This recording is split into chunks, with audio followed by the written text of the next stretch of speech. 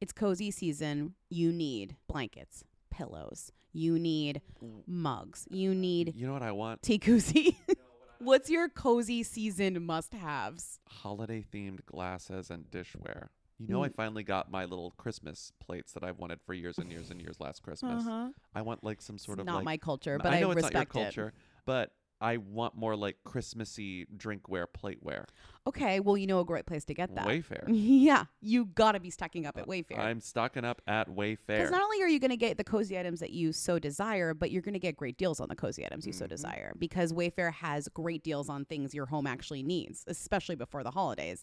They have everything from sofas to spatulas. You name it, they have it. They also have styles you can't find anywhere else. No cookie cutter stuff that everyone else has, so you can make your home way more you.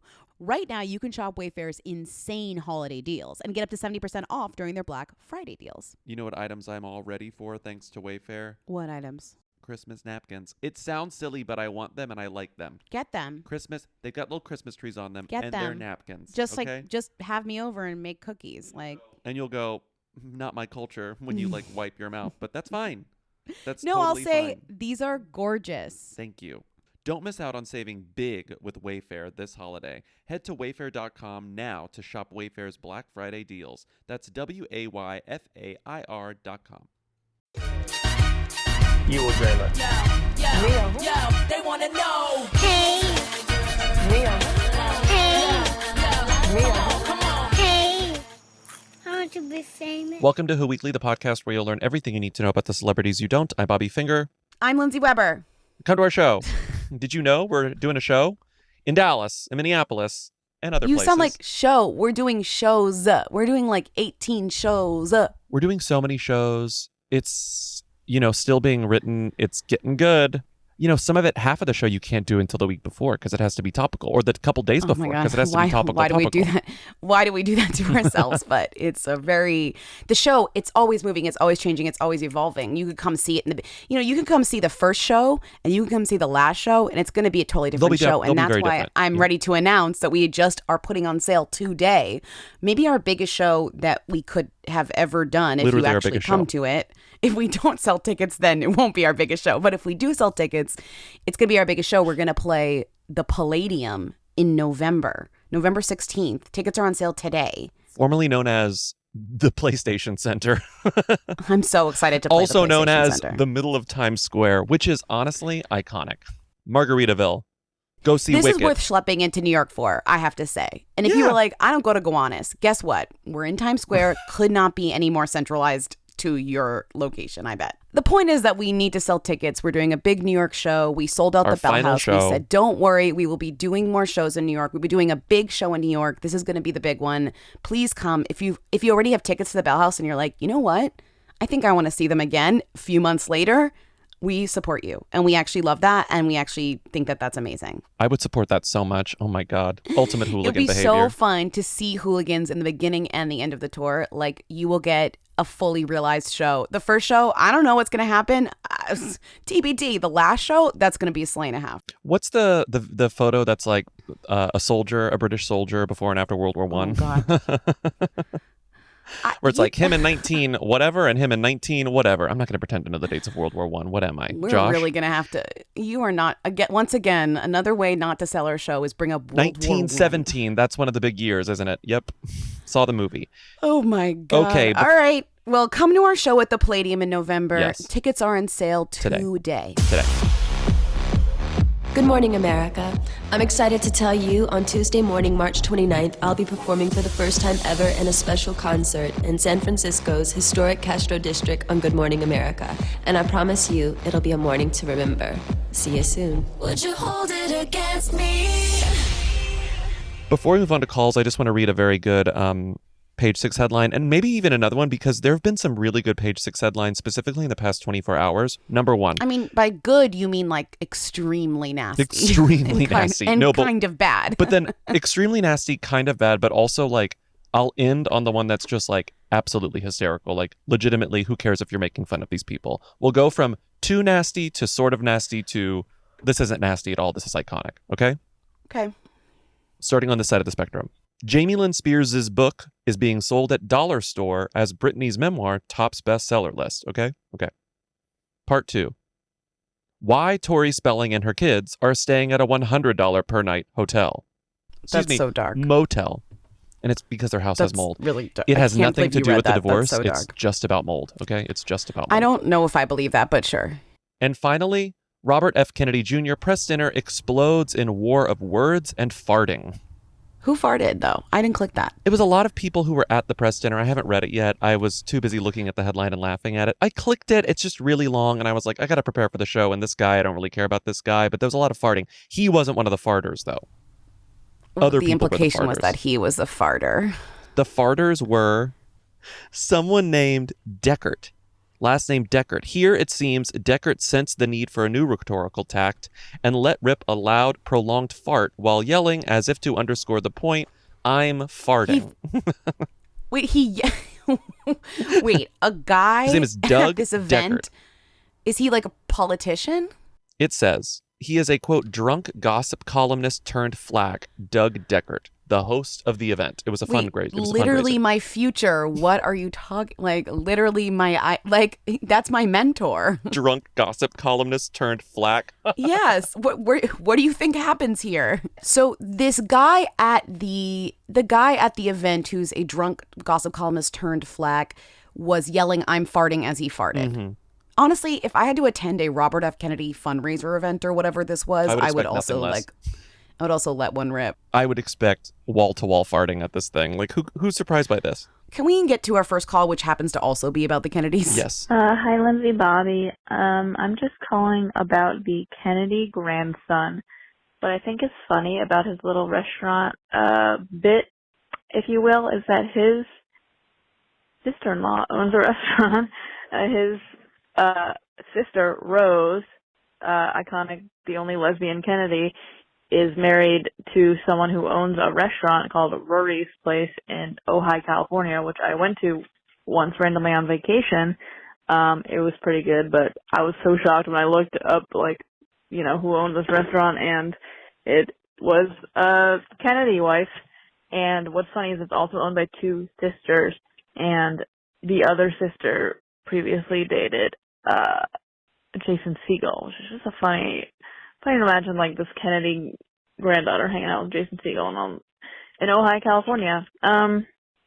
Okay, yeah, crunch, crunch. Can I imagine a Kennedy lesbian hanging out with Jason Segel in Ojai? Yes, that's like the number one thing I can imagine. The stretch of the imagination is very thin there. So this is a sort of backdoor correction, because I remember, if I remember correctly, I called Jack Schlossberg the only JFK grandchild, but he's the only JFK the only grandson. There are 3 grandchildren of John F. Kennedy. I think that's Carolines. because you read something very patriarchal, yes, which I did. like said he's the only grandson, and you, not into the patriarchy, read it as grandchild, because why else would you point out that somebody's the only grandson? That's very patriarchy. You know, Lindsay, that's such a generous read. In my defense, thank you so much. Yes, and I'm gonna go ahead and agree. You also called Julie Christie, but we'll get to that. I edited that episode, and I noticed that happening, and I was like, I do not have. I don't have it in me to re-record myself saying Julie Chrisley. I'm sorry. I'm sorry. You're gonna get back on the mic, re-record yourself saying Julie Chrisley, and then edit it back in. No, sweetie, you knew exactly who we were talking about. Julie Christie's not in jail for tax fraud. She's dead. I also love. I love a pickup. I love an audience. I love a pickup. I love an audience. I love an audience. I love to say. I love to get it right. I love a future Lindsay. I love a future Bobby. Julie Christie, by the way, is not dead. So I've disrespected Julie Christie. What the fuck? Twice in the span of a week. Bobby, you. Look. 25 women who picked up the phone to call you about saying Julie Chrisley wrong just put down the phone to tell you that Julie Christie isn't dead. They just put down the phone. She's not dead. How old is she? She's 83. She's young. She's a young woman. Yes, that is so rude that you literally put her to jail. You put her in jail and then you killed her. You put her in jail and then you killed her. I'm too. I can't do any more. I can't talk more about the Kennedys and their fucking restaurant in Ojai where Jason Segel hangs out or whatever. But one of them's a lesbian. I completely forgot about her. And guess what? What I was right about was that representation matters. Jackie's genes are very powerful because guess who looks like Jackie? She the looks lesbian. amazing. I know. The lesbian but also Jackie. the lesbian has a Jackie haircut, and so I would say she's leaning in. The lesbian does have a Jackie haircut. Put a little hat on this head. That's Jackie. Come on. Susan, have you taken something? Because you really don't seem like yourself to me at all. What do you mean? I've never been healthier or happier in my life. Walter? Get out. Get out, Walter. Get out. You're sick. You need help. You understand? No, I really think there's something wrong here, Susan. Yes. You're sick. You need help. can't. Get out, I'm Walter. going. I'm going. Get out. Get out. Okay, I'm going. Hey, Lindsay and Bobby. You guys knew Ava Max was from Wisconsin because she was in that ranking or that bracket of like famous people from Wisconsin where, what was his name, Dunkey was like beating Laura Ingalls Wilder, and Ava Max was in that bracket. She kind of flopped in it. But yeah, we all discussed that. We knew it. Crunch, crunch. Wait, I was distracted by you being in the car and opening the car door. What did the person say? Love to record from a car. I love to record from a car. It's classic to record from a car. It's very funny that I ran into another podcaster this weekend, a very successful podcaster, but I would say somebody in our realm of podcasting. And they were telling me about how they signed a lease on a new studio and how exciting it is. And I said, oh, that's so exciting. And now Bobby is recording in a hot car on Waverly. Look. Our margins are low. We're trying to keep this podcast going forever, so the margins remain Never low. let anyone tell you we don't put in the work. The places I have recorded this podcast, what is the doctor's? Oh, the places you'll go. He was talking about the places I was going to record this fucking podcast. Well, it's just the car, but the car's in different locations. If I were a dog, people would be banging on this window and being like, I'm going to kill the person that left you in here. But unfortunately, I'm a human. The sign that's like, the AC is on, his favorite music is playing. That's you, but like in this car recording the podcast, it's like the AC isn't on because it causes too much sound for the recording, and he's recording a podcast. Oh my God. Anyway, Ava Max is from Wisconsin. I would love a hooligan to walk by and clock you and be like, don't even say that. it's gonna happen. Ava Max is from Wisconsin. What did the callers? Ava Max is from Wisconsin. That, right? We talked about the most famous person from Wisconsin bracket that they did in the local news. Oh, right. And yes. It was Dunkey and Ava Max. Yes. And Laura Ingalls Wilder was being like owned by Dunkey. She was being slayed by Dunkey. Yes. Who, by the way, I still love Dunkey. Dunkey's still number one. Dunkey pregnant too. Do you know that? Wait, really? Yeah, Dunkey did a video for Uncharted, a great video, by the way, and at the end announced that him and his wife are pregnant. And I was like, Dunkey, iconic for that. Wow. Okay. I know. Aren't you moved? The other funny thing is you're also in the mindset of you're stuck in a hot car recording this podcast. And also I want to give the listeners like a view into your psychosis. Mm-hmm. You're in a hot car recording the podcast. This is also now we're going on the 4th day in a row that you've seen Mission Impossible. So like your brain is like I think I told someone last night that you were doing that, and they kind of paused and they said, he really is crazy. You tell me right now who said that. You can bleep it, but it was Oh. Okay.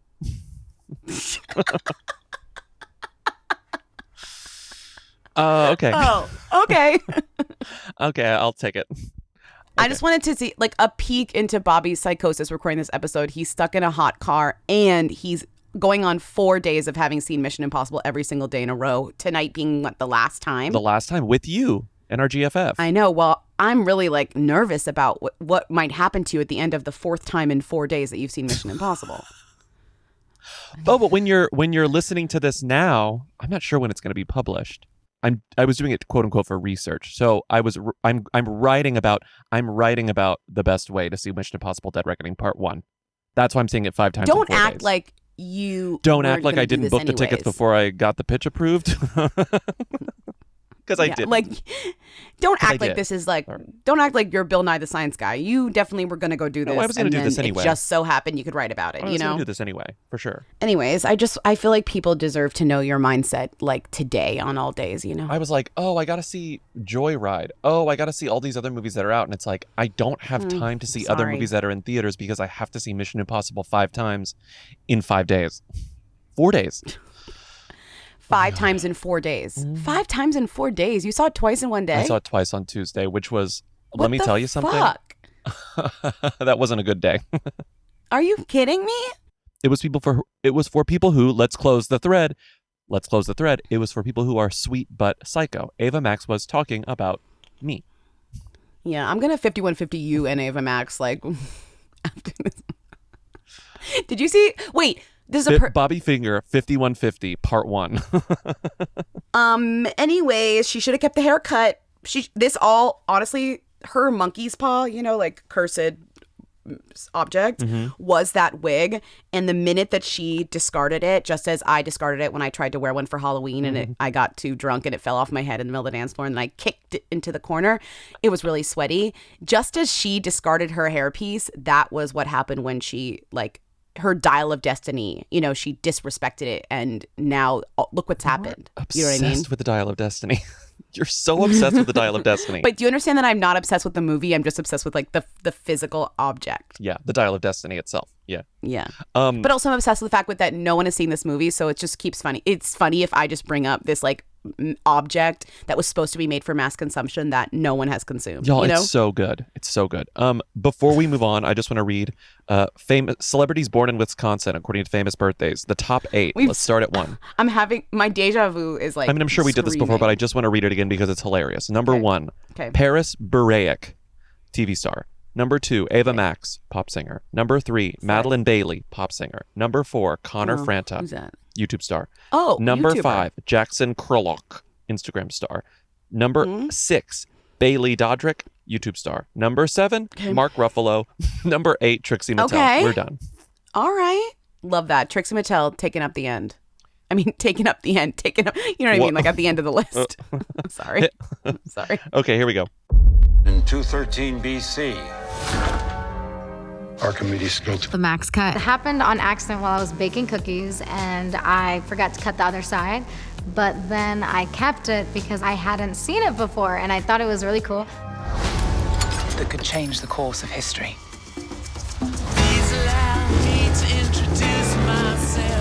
with this, we will have our victory. Max Cut's taking a nap. She's hibernating. I don't know when she's coming out, but she needs a rest. It's not yours. You stole it. Then you stole it. And then I stole it. Okay, here we are. I just cut off my Max Cut. It is on the floor. Get back.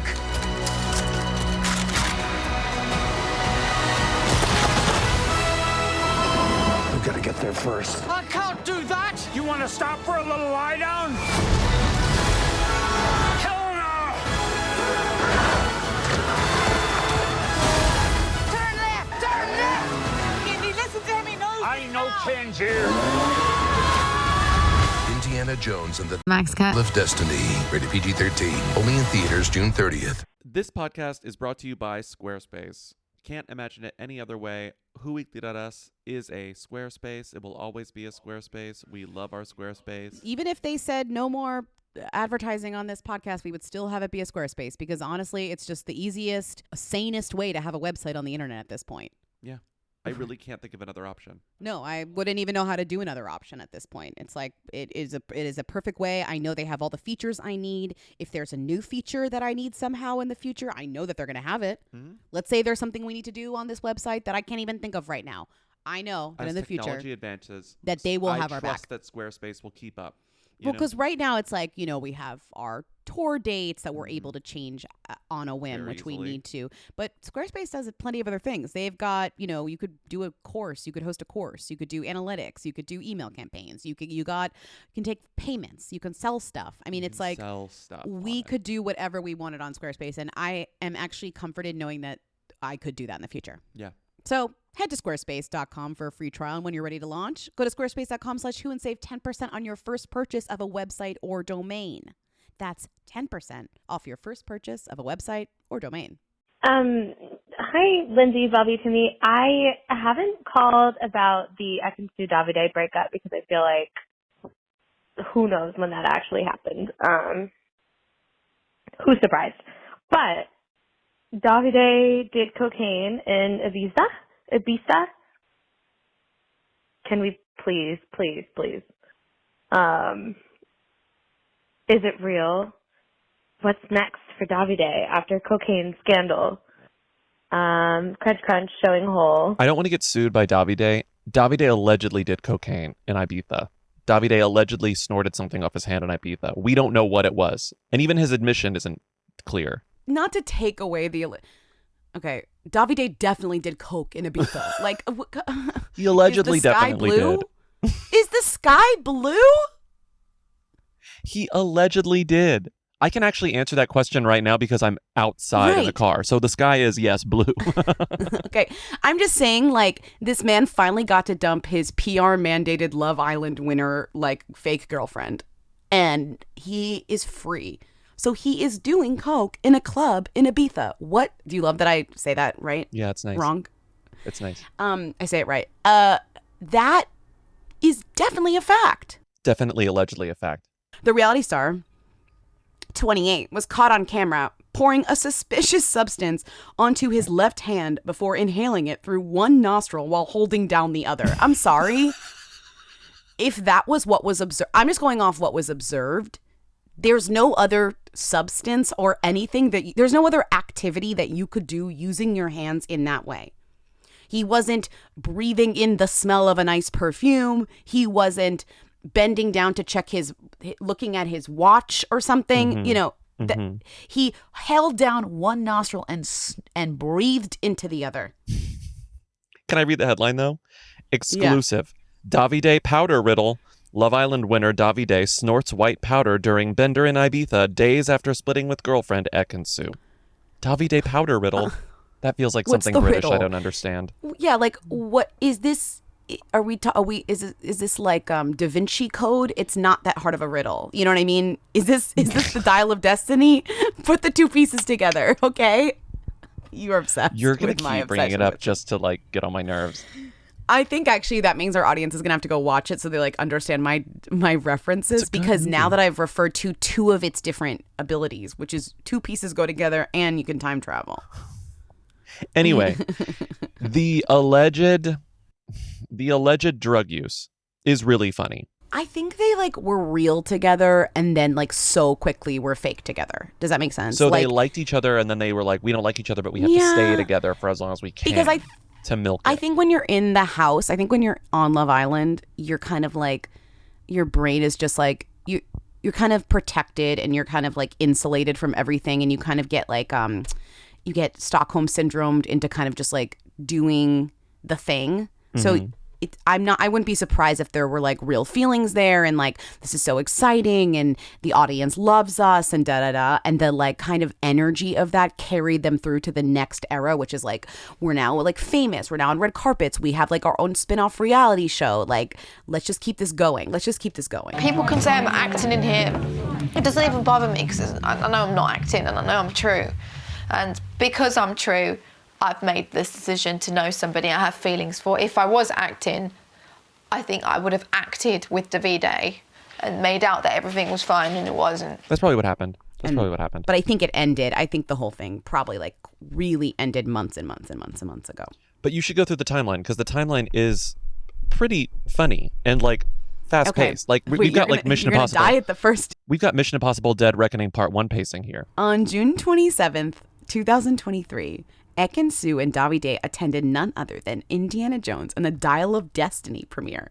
Those two saw the Dial of Destiny and they said, slay. They said, this thing does two things. It comes together and it goes back. Hello, you two. How you doing? Look at this matchy. You look amazing. How long has it been now, guys? Are we counting? Today's our anniversary. No! 1 year that I saw her for the first time. Oh, just sum up this year, both of you each then. How's it been? It's crazy, but wonderful at the same time. I feel like we've been traveling a lot, we've been sharing a lot of beautiful experience together, and it feels like we found each other, so we are happy. We look at the future with positivity. Oh, what about you, babe? I'm loving life, I'm happy, it's been a year, and yeah, it's been great, and I'm so happy to be here today. Is it safe to say that Love Island works? Well, look at us. It does work. Always, but sometimes you just get luck, and yeah, you do find the right one. So she posted, Ekin-Su official, Indiana Jones premiere with my man. I love the Dial of Destiny. It does two Okay, things. no, she didn't say that. She promoted her own brand of like makeup and eyelashes. She said that she used Ekin-Su she used on her face Ekin-Su Be Perfect Radiant Glow, on her eyes Ekin-Su Fearless Face Palette, and on her eyelashes Ekin-Su Half Eyelashes. Okay, she didn't say anything about the Dial of Destiny. If she'd actually paid attention to the movie, she would have said something about the Dial of Destiny, but she didn't. It says everything I need to know. 6:29, Davide posted on his stories, okay? This is black background. This is very sad, okay? Black background, we're talking like funeral status, right? I can hear the door open. He's I had to let dying. in some cold air, sorry. I might get heat stroke today, but go on. I know. I'm going to say, like, if you don't respond to me, if I'm talking and you don't respond within like a minute, I'm actually going to call the cops. Well, you have my Find My Friends. You know where I am. You can send them right to my location. At Ekin-Su Official and I are no longer together. I'm grateful for the memories and opportunities we shared together, and I wish her nothing but the best. I would like for everybody to respect this decision during this difficult time. I will continue to support Ekin in any way possible. Signed, Davide. That was 6:29, okay? Meanwhile, she had not made reference to this. Her last post was them at the Dial of Destiny premiere. It was almost like she didn't know, or it hadn't been arranged or spoken about or like discussed, because usually these if it is a actual like PR thing that we're ending or something that we're ending together that's not PR, we're gonna have like messages that go out at the same time. They're probably gonna say the same things or similar things. It's gonna be very coordinated and very rehearsed. This feels very off the cuff. Then a few days later, on July 2nd, people are reporting that they're broken up, but she hasn't said anything. On July 2nd, he posted a picture of himself looking extremely sexy. Honestly, behind him looks a little bit, it's giving VR, it's giving Windows XP. I don't really know what's going on. That's true. Con amore, Davide. Okay, which in Italian means with love. With love. Okay, good. I'm glad we both got that one. Davide. And it's people are like, what? And you scroll the carousel and then you get a fucking essay, okay? Should we break it up by paragraph? We should read the whole thing. Are we reading the whole thing? I think we should read the whole thing. It's okay, but can you read it in a silly Mario Italian? I don't want to offend our Italian listeners. But that's what he sounds like. I genuinely don't understand how some. Okay, then don't you go do that. first. I just did. I just tried. I'm gonna do it real. I'm doing it in a real voice. Okay. As a not offender, it's me. I genuinely don't understand how some people can. No, stop. That is what he sounds like, though. It's unfortunate, but it is. I'm just taking my Mario Kart knowledge. Okay, go for it. Boys, ready for the night. You need to put something to show the biceps. I genuinely don't understand how some. I might speed this up also in post. So if you're hearing me read this really, really fast, you have 1.5 on, and I'm speeding it up to 1.5, so you're hearing it in 3. Okay? Just letting you know. I genuinely don't understand how some people can twist my old pics from Ibiza's post, creating this fake narrative that I could be going back to Love Island, when in reality this was a work trip with Boohoo Man, which, by the way, is still the funniest named line that like we don't have really here. Boohoo Man. It sounds like men are crying and being put in clothes. Okay. Did anyone even think how difficult this would be for me to post a story knowing that right now all I needed was actually some peace and privacy? Posting publicly about the breakup was extremely difficult yet necessary despite the urge to keep it private, and contrary to what Chinese whisperers are saying. Sir? What does that mean? What's I've never that? heard that phrase. I don't like that. I didn't blindside her. She was fully aware about my intention to post, and at first she even agreed to post at the same time. She did change her mind last minute, though. I respected her decision to not post it at the same time as me. But since the relationship has been on the rocks for months and parting ways has been a long time coming, I decided to go ahead with it rather than keep on dragging the situation out and become unhealthy for both of us. This has been one of the hardest things I've ever did in my life, and there's no perfect way to navigate a breakup. Sadly, there's been a stream of toxic criticism circulating around me, and it's disheartening. The concentration of fake narratives on a person who was nothing but a genuine, caring, and loving boyfriend for her, and all he wanted was to enjoy and nurture the beautiful relationship they had. Instead, we had to deal with ridiculous accusations and fake stories. This over time had a massive impact on my mental health and our relationship. Of course, no one is perfect, and yet there's been a lot of pressure for us to be the perfect couple. I'll accept the constructive criticism, but it's the daily fake and toxic accusations that are going around that I cannot deal with. It saddens me that some people keep judging a relationship and a person based solely on social media snippets, news, and rumors, lacking the full context of what happens in real life and what has been said between me and Ekin. Some people even keep judging my English. I'm proud of myself. I arrived in England 4 years ago without knowing a word of English, and in such a short period of time, I graduated in MSc Banking and Finance with first-class honors, worked in asset management company, worked in a debt management company, opened a small business, won a reality show, reaching the hearts of a whole country, keeping them entertained and making them laugh. All of this done in a language that is not my native one. Fortunately, most of the people have a good sense of judgment, and see how things really are. Sadly, some people are creating even more stories just for some clicks on their names or pages, when the reality is that I've been always by her side, supporting her and wanting her to succeed. I felt I had to say something and give a voice to the majority of people that know I'm not what some twisted and nasty individuals have been trying to portrait me for months. Thank you for the many supportive and kind messages I've received and keep on receiving. I will keep on being the genuine, loving, and fun person I've always been and people have loved. Davide. That's a lot of words. His English is great. It's a lot of words. And then it ends with, so he bookends the carousel with like 2 sexy photos of himself, slightly different. One, he's looking away for the camera. Then there's like 5 pages of text. The final one, he's looking directly at the camera. Boohoo Man has never gotten a better advertisement out of a man here. It's literally a man posting a hot photo, boo-hooing for 12 slides, and then ending it with another hot photo. Yeah. I love that it's very this is truly Boohoo Man. It's a very self-congratulatory post. It's almost less about like Ekin and the relationship than it is about like, look, you should be impressed by all that I've accomplished. Like, Yes, I broke up with this person, but also you don't know the full story. I'm very respectful to this woman. I have nothing bad to say about her. And also look at what I've accomplished in 4 years, which to his credit, is impressive. It's an impressive body of work. It is. But I will say it's really rich coming from somebody selling a t-shirt that in a post that's saying, don't judge me by the things I put on social media. It's like that's your entire life and job, and your entire like success like literally is based upon people reacting to things you put on social media because you're not on a TV show anymore, and people were reacting to things put on the TV show. So it's not like that he's saying things like, oh, you're only reacting to things put on this TV show. It's like, now we're only reacting to things put on social media, but that is actually your job, and this post is literally encapsulating that is your job, because within this post you're selling Boohoo Man clothes. You know what I mean? So you can't. It's very not like it's the messaging's a little bit wackadoodle. But I also think that if like it's his job, yes, in a snake eating its own tail sort of way, where it's like, of course, if this were a normal person, you know, writing this apology, or a considerably less famous person writing this apology, I'm sure they'd be stressed out about it.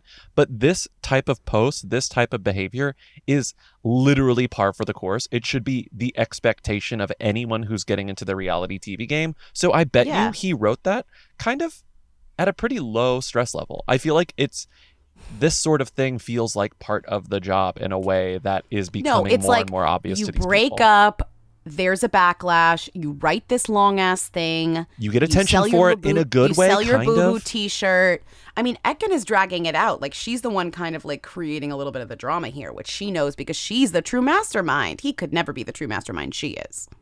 I mean, he says, meanwhile, the next day, he posts a photo of him shirtless on a boat, and it says, hot. You looking hot. The secret of success is courage. The secret of success is courage. Wave emoji, boat emoji. And for the record... Did you notice it was edited? Yes. He commented on the same post, and for the record, not everything I post is about Ekin. Okay. Should be. Well, that is. Should be. Well, people, yeah, that's true. The reason he added it was because people assumed that the secret of success is courage was a direct comment on his breakup, where he's like, the implication being, I broke up with Ekin, that took courage, but that will lead to my success. He's saying that has potentially nothing to do with Ekin. And also, I think he posted this second comment after these comments below, because he clearly saw them roll in, and this is now deleted, but someone wrote, "Sorry, Davide, your caption is suspicious. Even if you don't mean it that way, you can't blame people for thinking that way. Hope Ekin is in Turkey and finds a hot Turkish man. Pronto." And he wrote, I hope so too. At least her mom will have another man to manipulate. Oh my. Yeah. You bring your not mother-in-law into this? Yes. How dare you? But funny, notice that's not about Ekin. That's about Ekin's mother-in-law. Yeah, well, are you saying that Ekin's mother-in-law broke up Davide and Ekin-Su? No, I'm saying that like he is in his way, in his Davide way. He's still kind of protecting her. Being respectful of her. Kind of. Kind of. Then we get to 7-8, the Davide powder riddle. That's when the powder riddle happens. Mm-hmm. Then, finally, Monday, 5 days ago. How many days later now?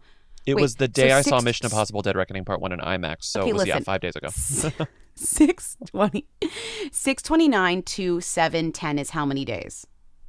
12? 12 days? 12. Oh, God. 11? I guess June only has 30 days, yeah. So it took Ekin-Su 11 days. This is kind of unprecedented. 11 days to post her, yes, we are broken up side of the story. Okay, and she wrote, same black background, same funeral vibe. Hi, everyone.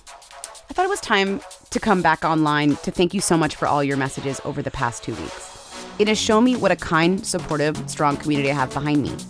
I took some much needed time away with my family, which has been really special, but now it's time to realign and get back to work.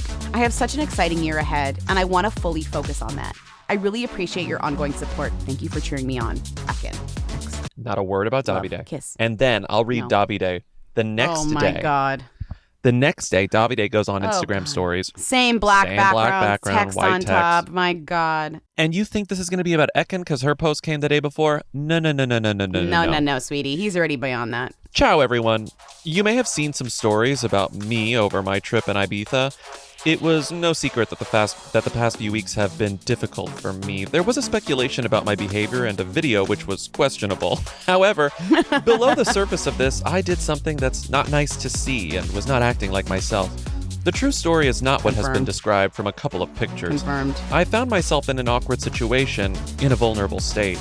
All I can say now is that I want to move on and focus on my career, my well-being, my loved ones. I hugely appreciate the many supportive messages around me.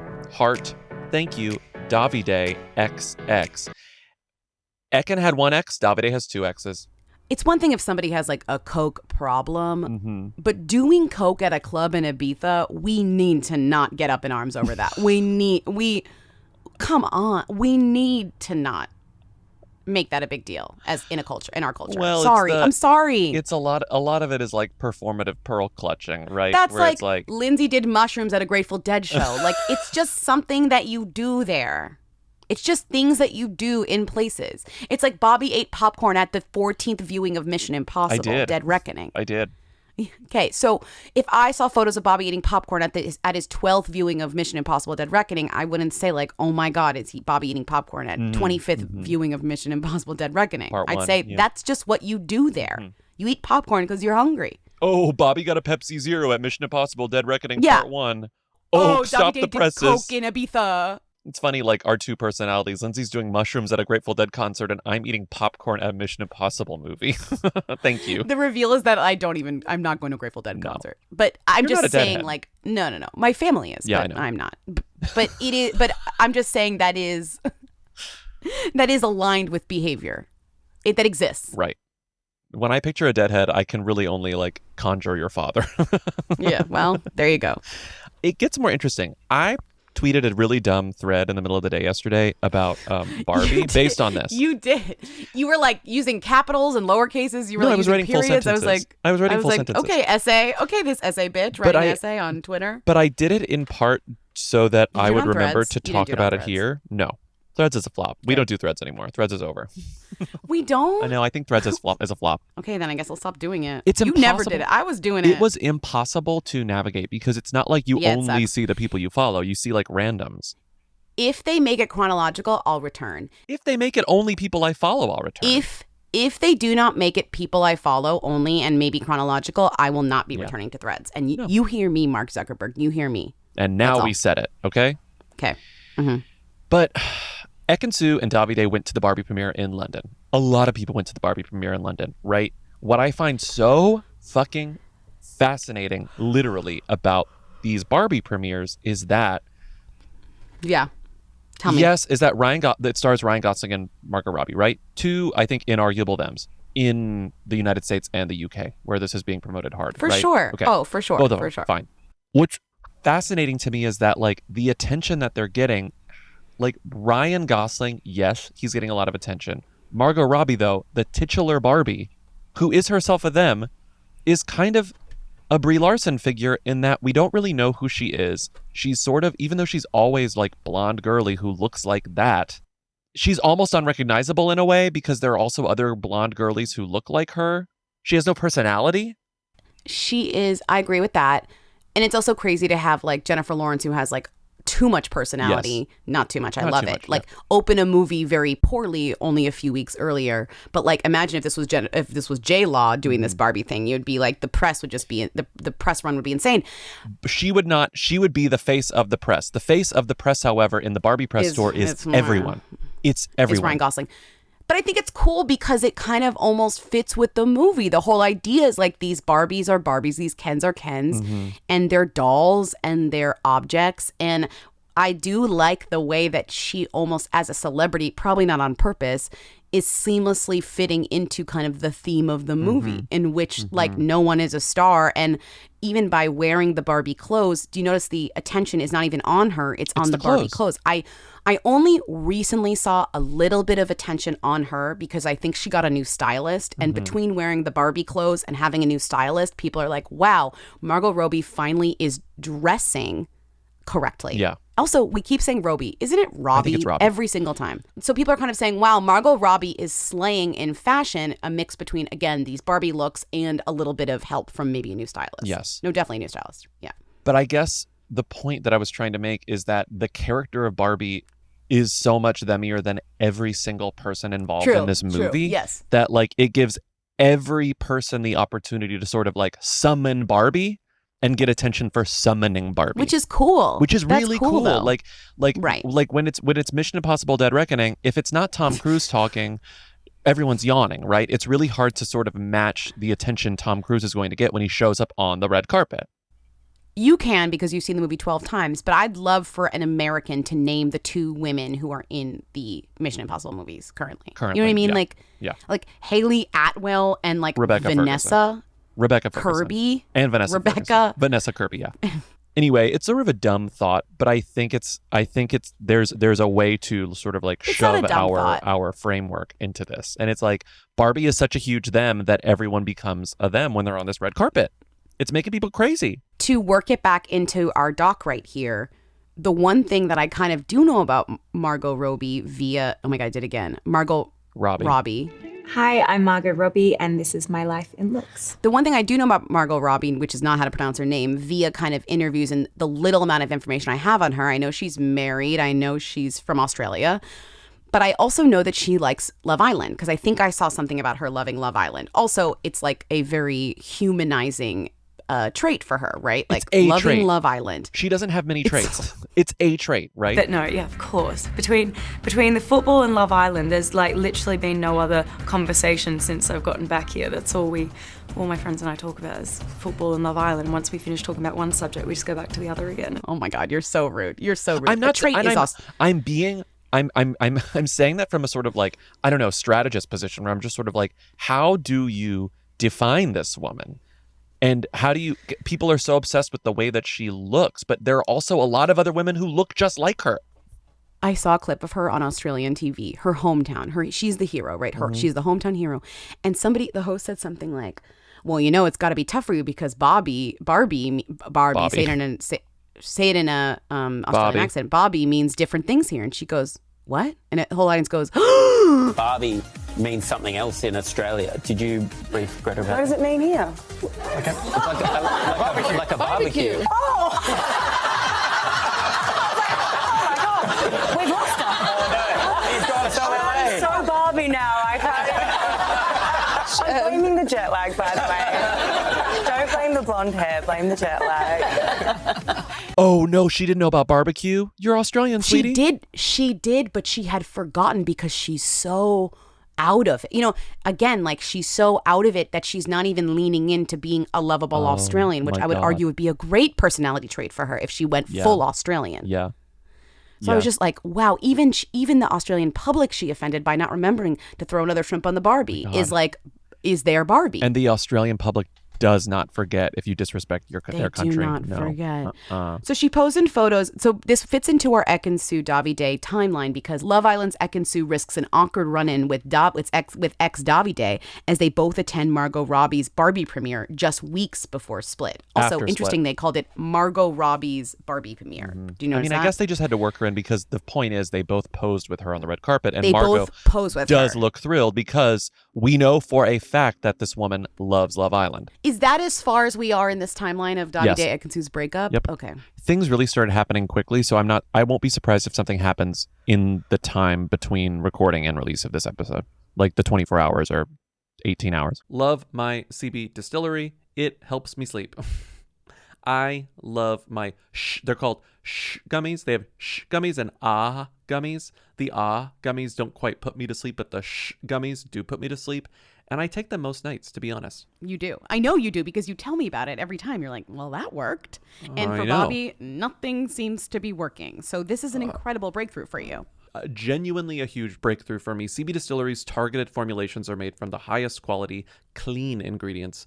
No fluff, no fillers, just pure, effective CBD solutions designed to help support your health. In 2 non-clinical surveys, 81% of customers experienced more calm, 80% said CBD helped with pain after physical activity, and an impressive 90% among them, myself, said they slept better with CBD. So if you struggle with a health concern and haven't found relief, make the change like I did to CB Distillery. And with over 2 million customers and a solid 100% money-back guarantee, CB Distillery is the source to trust. We have a 20% discount code to get you started. Visit cbdistillery.com and use code WHO for 20% off. That's cbdistillery.com, code WHO. cbdistillery.com. I slept in a terrible bed at one of our dates this tour. I won't reveal where it was because I don't want to be super rude, but the bed was absolutely horrendous. Big dip in the middle. I was always like rolling into the center. It was so bad. My back hurt so bad when I woke up. And guess what? When I got home, my favorite part of being home was getting in bed. Yeah, you were like back into my mattress. It's real. Yeah. It's a real bed that was chosen for me based on a quiz, the Helix quiz. Right. And sometimes when people use my mattress, they're like, that's a little soft. And I'm like, yeah, it's made for me, not for you. For you. Which actually even drives home the fact that it's so made for me. Mm-hmm. You know what I mean? I kind of relish in the fact, I mean, I don't want my friends to be uncomfortable, but I'm like, I kind of am like celebrating the fact that it's like for my body, not for yours. Mm-hmm. I just sleep so much better on my own mattress than literally any other mattress. And that's because Helix mattresses rock. I wake up, my back doesn't hurt. I wake up, I don't have night sweats. I wake up and I'm thrilled. I wake up and I say, I love you, Helix. That's so incredible. If you want to experience the joy that I experience every time I get in bed, the and satisfaction, every time I get out of bed, you should go to helixsleep.com/who because you will get 25% off site-wide plus 2 free dream pillows with any mattress purchase. Plus, get a free bedding bundle, which includes 2 dream pillows, a sheet set, and a mattress protector with any Luxe or Elite mattress order at helixsleep.com/who. That's helixsleep.com/who. Hi, Weekly, long time. You probably won't play this because it's sports, but a baseball player named Lucas Giolito just announced his divorce via Instagram text post during the home run derby, which would be the equivalent of, I don't know, Timothy Chalamet or someone announcing a divorce during the Independent Spirit Awards? Pretty wild stuff. Anyway, this is a terrible call. I'm sorry. Love you guys. Olivia Tianjin. Crunch, bye. I have to disagree and say that's an amazing call. Listening to this caller work through a Who metaphor for a sports event and actually kind of slay by saying, yeah, this person whose name I already forgot, Lucas Giolito, announcing his divorce during a home run game, a home run whatever, would be like Timothy Chalamet announcing his divorce during the Independent Spirit Awards. I'm like, I get it. Man, I get it. I understand this perfectly. Thank you so much for putting this in my terms. Is that a caller someone who knows sports or someone who's like and trying to explain it to us, or is that someone who doesn't know sports I think it's someone who knows sports. And is trying to explain it to us and trying to like do us a favor. It's but I think what's really amazing is like they came into that so confident that was something that they could explain to us. But then when they tried to explain it, they're like, wow, it really is hard out there. But then they slayed. But then they slayed because guess what? I know exactly what you mean by that. If Timmy Chalamet announced his divorce, he's not married during the Independent Spirit Awards. Like during the program. During the programming. So is the meaning like no one cares or people do care? Or was he in it? Or did he win an award in this analogy? The post went live while he was playing in this like home run game. Okay? Okay. Isn't that interesting? I feel like the analogy would be more like if Kieran Culkin announced a divorce in the middle of the season finale of Succession, like was airing on HBO. Because the hard thing is that nothing live on TV other than sports matters. And that's where this analogy gets a little messy. So it was during the home run derby. I keep forgetting what it's called. The home That's a big run deal. derby. I know that's a big deal. Okay. Right? Well, so is the Independent Spirit Awards a big deal? Yeah, to a certain subsect of people. Yeah. Subset of people, yeah. So this is from clutchpoints.com, a website I've never heard of or been to in my life. As White Sox players and fans watched the derby unfold, ending in a Vladimir Guerrero Jr. victory, Robert Jr.'s teammate Lucas Giolito dropped an awkwardly timed revelation on Instagram that took some of the wind out of the rising sluggers' sails as fans were left wondering exactly what happened. So he says, Ariana and I have made the difficult but mutual decision to amicably end our marriage. We have shared many memorable moments and experiences together and want to emphasize our continued friendship and respect for one another. This goes on and on and on and on and on. It's not really worth reading, but it is very intense and like trying to be kind and respectful. It just so happens that he released it during the home run derby. My question to you is, if you can speculate based on knowing very little about this Lucas Giolito person who is a slugger, they're calling him, like a rising slugger. Do I know what that means? No. Rising slugger? Do you think this was a mistake, or do you think there was some sort of method to this madness? Do you think it was meant to go up during this derby? Feels like no, but also feels like maybe yes. Because this caller made it seem like this event is a big deal. Yeah. To me, I feel like this may have actually been a mistake. I think that it's just too awkward and I can't quite figure out like what the benefit is. My issue is the reason I think it's a mistake is I can't really like work out a benefit to this. This just makes him look thoughtless, you know? It's very weird. And it also makes it look less personal because it makes the act of posting, which everyone knows that famous people hire people to post for them, but you kind of want to suspend disbelief when it comes to that. It's sort of like, oh, he's clearly just like letting this be like automated and pushed off to other people because he's at work right now. I can watch him on TV, you know? Like, I think this is a bad look for a person. It is bad. It is a bad look. So I kind of suspect it wasn't supposed to happen like this. Unless maybe this guy's just a total, he's not famous enough to really care about this kind of thing. It was posted black background, white text, just like Ekin-Su and Davide. And it's grid. It's not even a story, it's grid. Oh my God, it's grid. Yeah. Oh my so God, like it's grid.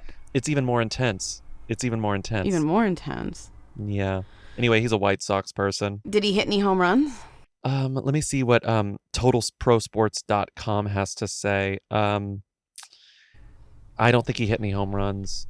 Oh my God, what a flop. So when I play with myself... Keep going. I play as myself in MLB The Show. Right.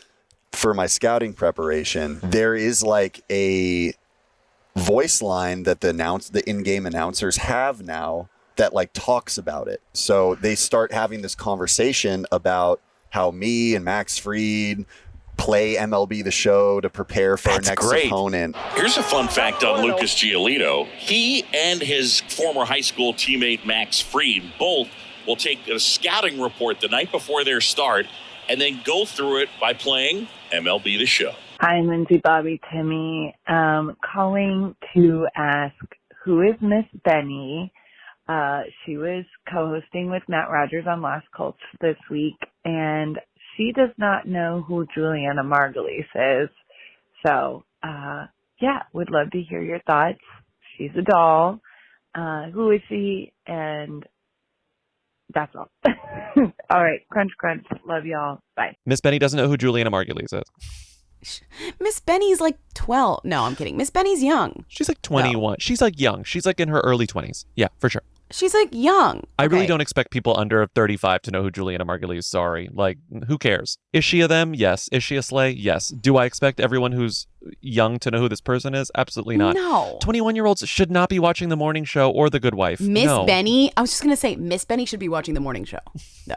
Because she would like it. Okay, I'll agree with that. I'm serious. I think she would love it. It's camp, it's silly, yes. After watching a few episodes of Glamorous, I would argue that Miss Benny would enjoy watching The Morning Show. You know what I think would be really helpful to Miss Benny is because, here's the thing, Miss Benny Miss Benny is slaying right now. So Miss Benny was a YouTube star who landed the lead role of this like very much hyped but sort of critically flopping Netflix series starring Kim Cattrall, Glamorous. But interesting, I think a it's a show hit. starring Kim Cattrall playing like Samantha essentially in a show that is airing the same meets time as in Just Like That. Devil Wears Prada. Miranda. But apparently Samantha meets Miranda, but not as mean as either of them is interesting.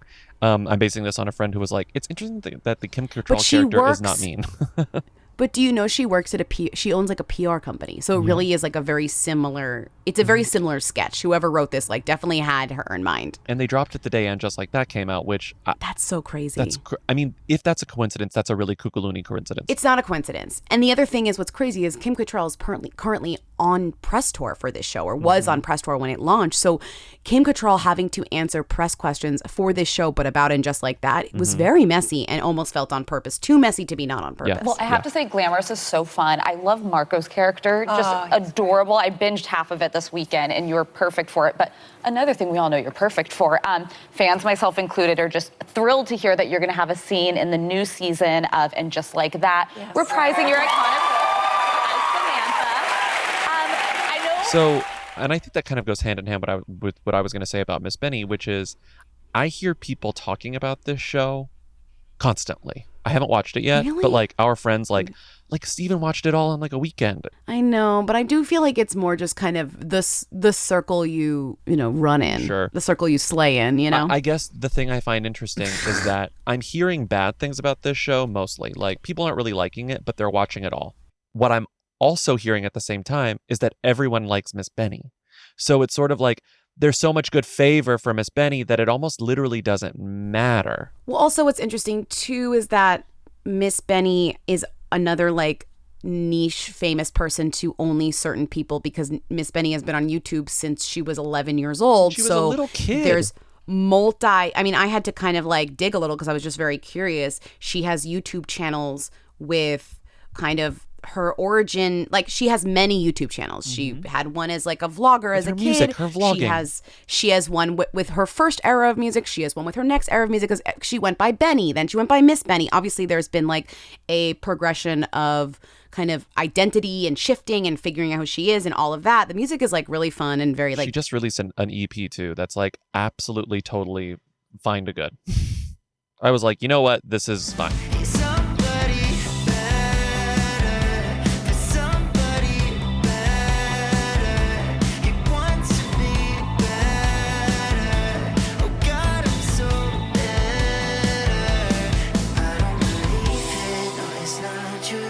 But she literally just came out as trans in Time, like last week. Right. And so she has this moment in the story. I'm not sure if this was because I read like all these interviews and then her actual coming out piece in Time.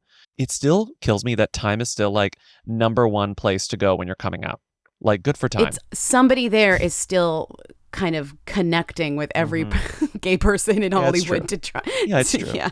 But I mean, Yeah, it's funny that like for 20 years, like when's the last time you've like bought a copy of Time magazine or even seen one on a newsstand? I couldn't tell you. However, their influence as a sympathetic, supportive, and safe space for queer people of whatever identity to come and share that story with people is kind of wild. Like that that is one of their ongoing legacies, apart from like alongside the like Time 100 or most influential person or whatever person of the year. Like it's kind of cool. It's cool. So Miss Benny talks to Netflix and the showrunner of Glamorous, and they're like, hey, I'm trans. We haven't discussed this yet, but like, what can we do? And like, what's nice is that the experience, according to Miss Benny, was like overwhelmingly, unexpectedly, perfectly positive, where she was just like, they listened to me, they learned with me and from me, and guess what? I feel great about all of this. But in that piece, the stuff about the YouTube is so interesting because she scrubbed some of it. It's clear because she doesn't say how many channels she had or how many videos she had, but there's a line where she's like, I can basically chronicle my entire childhood watching all these watching all these videos. I could see where I grew up. I could see all these people. They don't really exist anymore to an extent. So like she scrubbed some, but she hasn't scrubbed all. And I was kind of like, because I was curious, like where she fit in with the ecosystem of YouTubers. And I think she was kind of weirdly like alongside Tyler Oakley, Troye Sivan, when Troye Sivan was a YouTuber speaking like, and I think so she kind of came up within that realm, maybe a little bit younger than them. Yeah. You know? Oh, younger for sure. Yes. But it was like, that's part of the, you know, when these like younger Tyler Oakleys and Troye Sivan characters are like coming up on YouTube and getting kind of famous, and you're sort of like, oh my God, these young people, like what a nightmare, like growing up and putting all your shit online. You read it from Miss Benny's perspective 10 years later, and Miss Benny is like, watching all of these people on YouTube made me realize that you can be a queer person and be happy. That's literally totally she's like, I didn't know that I could be me and be happy. But also, like, our perspective is like, oh, cannot imagine being young and putting myself out there like that all the time. And her perspective is like, that's exactly what like helped me be me. So it's like interesting. But the other kind of coming of age standard thing that every queer person in Hollywood has to do before they kind of, you know, just really to cement their place in Hollywood and really, you know, aside from coming out in time and kind of having a TV show in which they star, really the main thing that you need to do as a queer person in Hollywood is to feud with Candace Cameron Bure. And don't worry, if you're wondering if Miss Benny has feuded with Candace Cameron Bure yet, well, guess what? Just like JoJo before her, she has feuded with Candace. Just last week, Candace Cameron Bure denies claims she asked for first queer Fuller House actress Miss Benny to be removed from show. So Miss Benny was on Fuller House. She played a character named Casey briefly. This is why I didn't. When we said that, like, oh, Miss Benny was a YouTuber first, it's like, I didn't want to spoil the joke because Miss Benny has acted before. Miss Benny didn't just go straight from YouTube to acting. Miss Benny was on Fuller House. She was on Love Victor. She was on, what was the movie you love? Oh, Boss Baby. She was a voice in the Boss Baby You would have ruined my show. joke that I just made that everyone loves so much. Okay. So Miss Benny was on Miss Benny was in Boss Baby? Well, she was the voice of the show Boss Baby. Oh, not the show. Okay, I don't care about the show. That's not canon. So Miss Benny was in some episodes of Fuller House, and what made those episodes special was she was playing the first like queer character on the show, like in the Full House universe, right? Which is hilarious because, like, who cares? But also, yes, important to some people. And the character's name was Casey on the show, and so Miss Benny makes this TikTok because obviously Miss Benny is popular on TikTok too because she's fucking 20 something. Because Miss Benny is a social media already, just like grew up knows, right? Kind of feel about Troye Sivan. I'm like, some of these people have slid so easily into TikTok and you can just tell this is in their blood. And it's honestly probably frustrating for them too. You know, they're like, why am I so good at this? And it's like, great question. So Miss Benny, I guess, references vaguely, because I haven't seen the video that started this, but at some point Miss Benny on TikTok social media somewhere mentioned that someone was homophobic in like a work experience. I think she may have even said Fuller House, but she was not explicit about any of it. So in this video, which I'm sure you're going to play a clip of, it's important to note that as Miss Benny is saying all of this, there is one of those Q&As, like, because you can reply to comments on TikTok. You know, I feel ancient explaining this, but there's a overlay on this TikTok video that says, Fuller House, who was homophobic? Was it Candace? And the entire time Miss Benny is telling the story of presumably Candace Cameron Bure, she refuses to say the name Candace Cameron Bure and is acting like she's being sort of like, I don't want to reveal too much.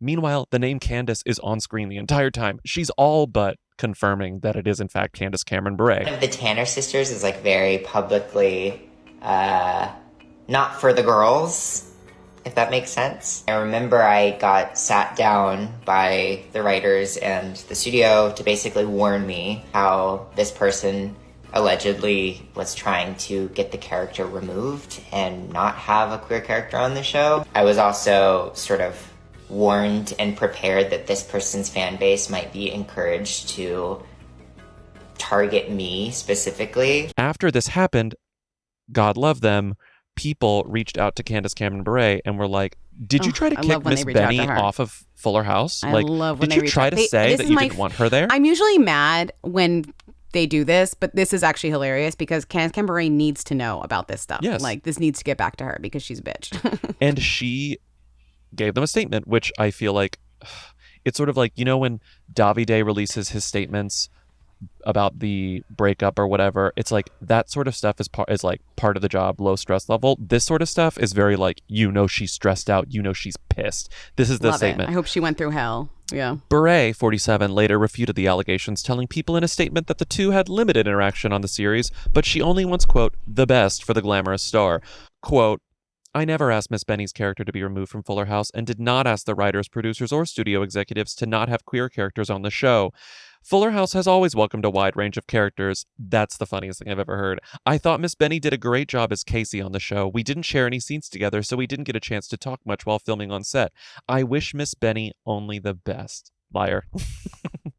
Liar! Throwing chocolates at the screen. I want to see something. I just Googled Fuller House executive producers. So we have Kelly Sandifer, John Stamos, and Candace Cameron Bure. She 100% said something as an executive producer. Because she's saying, we don't share scenes. I'm just an actor. It's like, babe. Babe, you are on the staff. You are on the staff. Candace Cameron Bure unfollows her on-screen sister, Jodie Sweetin. I really don't think anyone can truly understand what a family we were. Yeah, but the 90s are over, and perhaps so is the sisterly bond between these two, after Candace unfollowed Jodie on Instagram. How rude! And by all appearances, it's on account of Jodie's support for JoJo Siwa. Let's recap that controversy. And I think this is just the beginning. And it's like, it's one of those things where it's like everything around this person is so positive at this point that like the bad press won't kill the show. And everything about Kim Cattrall being like, Kim Cattrall is also making the show interesting. It's just like, I love when a show's quality has basically, to my view, very little to do with its success, Like everything around the show is more interesting. No, and also like I didn't love the episode of the show that I watched, but I think a lot of people like the show a lot. So yeah, that's great. I told you. Steven said it's great. I think it tastes like candy. Spencer asked me, I don't know Spencer's full thoughts, but Spencer asked me if I watched it, and I was like, no, but you know who did? Steven. And she was like, oh, okay. And I was like, and Steven really liked it. And Spencer was like, okay, well, I'm gonna need to have a talk with him. So like I'm gonna need to have a talk with him. And I was like, okay, you should. You're literally Madeline Addison. What do? Do I bow? I'll bow. Please don't. Why does the supermodel of the world start a makeup empire? Because nobody thought I could. I know someone who might be hiring. Hi, Who Weekly. Long time. I just saw these photos of Haley Steinfeld and then that football player she's dating making out in a pool in Mexico. And of course, immediately I recognized it as the only pool celebrities seem to be caught making out in. I think Saweetie and YG were there. I think like Timothée and his girlfriend that one time. Like this pool has really been through a lot. And I'm just wondering if you can give us kind of maybe an oral history of this pool. Tell us a little bit more about how it got to where it is today, and maybe answer the question, is this pool a who or a them? Okay, let me know. Crunch, crunch, Showing Hole. This would be a great, wow, Showing Hole has really like glammed up to be one of the more popular sign-ups, which I'm not sure is great for our show. But anyways, this would be a great call if this was the same pool. They're which all it's not. Different pools. I love your thought process, caller, but it almost makes it funnier because the framing is the same and the pools themselves are so similar, but they're just different enough to recognize that like they're not the same pool. We all have the same feature, which is like an infinity pool situation with like blue tile. With blue tile. That exists. But all the blue tile in each of these pool makeout sessions, one being between Saweetie and YG, one being between Haley Steinfeld and Aaron Rodgers, Josh Allen, and one being between Timothée Chalamet and Asa Gonzalez in their very iconic mid-COVID surge vacation with the iconic tweet. Okay, so basically, Timothée, I trusted you to at least keep control of yourself, but like really fucking a girl in Cabo during a pandemic and a BLM movement and a crisis in Yemen, girl, bye. Very, very famous tweet. That's one of the best tweets of all time, yes. All of these pools are different. But you were right in that all of these pools are in Mexico. Okay. You confirm they're all Mexico? They're all in Mexico. But they're all different parts of Mexico. All different parts of Mexico. One is in Cabo. One is somewhere else. They didn't always explain where it was, but it'll be like defined certain Mexico, not always defined where. So I hate to break it to you, but Number 1 and number 3 look similar, but you're right. They're different. Yeah, they're all different. pools. This just shows that like people are colors. really designing kind of these Mexican pool porch things similarly. It's like people expect to have this sort of like little plunge pool in the back of their suite or something. That's what I think it is. It's like beautiful. It's like yeah. it's like the private plunge pool in the back of your suite, but different Celebs hotels. love to make out in the pool outside their hotel room. Wasn't the Timothy Chalamet one on a boat, or was that a different time that he made out with Isa Gonzalez? That was that was different. on a boat. This is a hotel. So that's what we're going to leave you with. A lot of celebrities are making out in pools in Mexico, but they're not the same pool, okay? Buy tickets to our show, whyyyyyy.us. Click on tour. We'll see you on Tuesday. Buy tickets to our show, especially this New York one. It has the potential to be a really exciting show. And fucking slay. We're going out on a limb here, so please come to Times Square for us. We would go to Times Square for you. Mm-hmm. We are actually, because we're going to be at the show. If we're going to go to Times Square for you, you have to come to Times Square for us. It's going to be so fun. Make a weekend out of it. You know, you're from Long Island, Stay are at you the from upstate, Margaritaville. are you out of town, are you in New Jersey? Come on in. Come on in. Stay at the Margaritaville. Will Margaritaville be if it's canceled? still open? Will it be closed by then? If it's still open. All right. I'm about to die in this car, so thank you for calling in. Yeah, I know. Bobby's like literally about to have a heart attack. Keep in a hot calling car. in a heat stroke. Keep calling in at 619 Who Them to leave questions, comments, and concerns. Support us on patreon.com/whoweekly for bonus episodes, a Discord server, commentary tracks, occasional newsletter, and more. Rate and reviews on Apple Podcasts. We love your ratings and reviews. We got so many last week. Thank you so much. That's so kind of you. What else? Yeah, buy tickets to our show, and we'll see you on Tuesday. Have a great weekend. Bye. Bye. You will dream it. Yo, they wanna know. Hey. Hey. I want to be famous. I hard launched my divorce on Threads.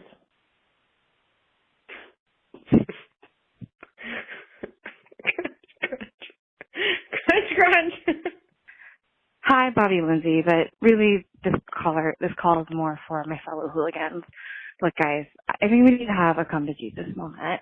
I love a deranged call. I've made a lot of deranged calls in the many years I've been listening to this podcast. I am fine. I think we're all fine with calling and asking you guys to rank things. If the caller wants to call and ask you guys to rank the different types of sea turtles, fine. That's within the confines of the show. What we cannot do, I would argue, is what the caller at the end of that call, you're doing amazing, sweetie, did, and just simply ask you, what is a leatherback sea turtle? Like, guys, no, we can't just call in and be asking what things are. Like, a leatherback sea turtle is not a who or a them. It's simply an animal. And like, we already all suspend the disbelief when we call and ask like who people are, when we call and say, you know, who is Finn Wolfhard. We all know we could Google it, but we all go along with it, and that's fine, and that's great. But this can't just turn into calling and asking you guys like, what are these things? You know, what's a chain link fence? What's a leatherback sea turtle? Like, no, guys, come on. We have to do better. We can't just ask what things are. That's not about a who or them. That's just asking you guys to be a dictionary, okay? Come on, fellow hooligans. I believe in us. Okay. Crunch, crunch. Showing hole. Hi, Lindsay. Hi, Bobby. This is breaking news, but I live in Philly, and I'm driving on 76, and there is a girl. It's 4:48 on Tuesday, and some girl is in her gray or tan Mazda, and she is listening to Who Weekly. I see it on her screen, and I almost beeped at her to be like, you're one of us! But I didn't. But I just wanted to relay the good news that people in Philadelphia are tuning in. So crunch, crunch. Bye!